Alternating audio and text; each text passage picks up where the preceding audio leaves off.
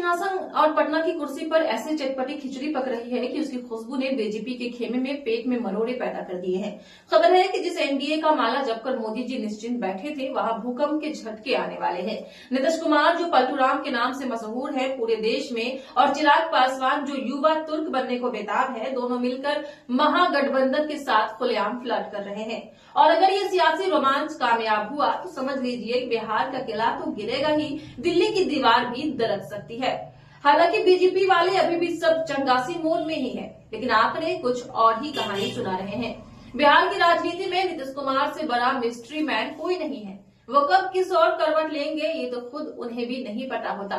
लेकिन अब खबर है कि लोजपा रामविलास के महामहिम चिराग पासवान के बिहार का मुख्यमंत्री बनाने का ऑफर देकर महागठबंधन ने उन्हें चिराग और नीतीश दोनों को एनडीए से तोड़ने की पूरी तैयारी कर ली है।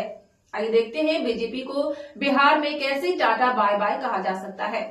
महागठबंधन जिसमें पहले से ही राजद, कांग्रेस, वीआईपी और कम्युनिस्ट पार्टी है, जिसकी पहले से ही 34 सीटें जीती हुई है बिहार में, वो नीतीश कुमार की पार्टी जनता दल यूनाइटेड के पास 85 सीटें, लोक जनशक्ति पार्टी रामविलास के पास 19 सीटें, जीतन राम मांझी की पार्टी हम के पास 5 सीटें, जिसे कुल मिलाकर सीटों की संख्या होती है 143, जो बिहार में सरकार बनाने के बहुमत के जादुई आंकड़े 122 से काफी ज्यादा है। ये तो ऐसे है कि बीजेपी को उनके ही घर में आउट ऑफ सिलेबस सवाल मिल गया हो।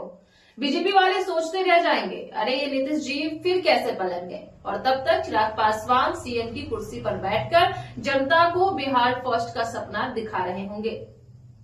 मोदी जी बिहार में रैली करके कहेंगे हमने तो विकास किया था, और जनता कहेगी विकास तो ठीक है पर कुर्सी किसके पास। विकास किया होता तो कुर्सी भी आपके पास ही होती। ओ सॉरी, मोदी जी तो खुद अपनी कुर्सी बचाने में जुटे हैं। संघर्ष करना पड़ रहा है युग पुरुष को, वैसाखी कभी भी जो टूट सकता है। जानिए तो सही मामला क्या है। खबर है कि महागठबंधन नीतीश कुमार को प्रधानमंत्री पद का ऑफर देकर केंद्र की मोदी सरकार को टाटा कहने की तैयारी में है, क्योंकि दिल्ली में सरकार गिराने के लिए सिर्फ 40 से 50 सांसदों की जरूरत है, और ये भी हो सकता है।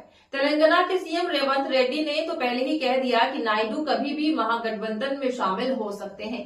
वहीं नीतीश कुमार भी अपनी महत्वाकांक्षा को तवज्जो दे सकते हैं, क्योंकि वो प्रधानमंत्री बनना चाहते थे बहुत पहले से ही, और अब जैसी खबर है नीतीश कुमार को महागठबंधन पीएम पद का ऑफर कर सकता है। वहीं सीटों का समीकरण ऐसा हो सकता है, महागठबंधन के 237 सांसद, नीतीश के पार्टी जेडीयू के 12 सांसद, नायडू के 16 सांसद, चिराग पासवान के 5 सांसद, जयंत चौधरी के 2 सांसद और जीतन राम मांझी के 1 सांसद, जिसे मिलाकर 273 सीटें बन रही है।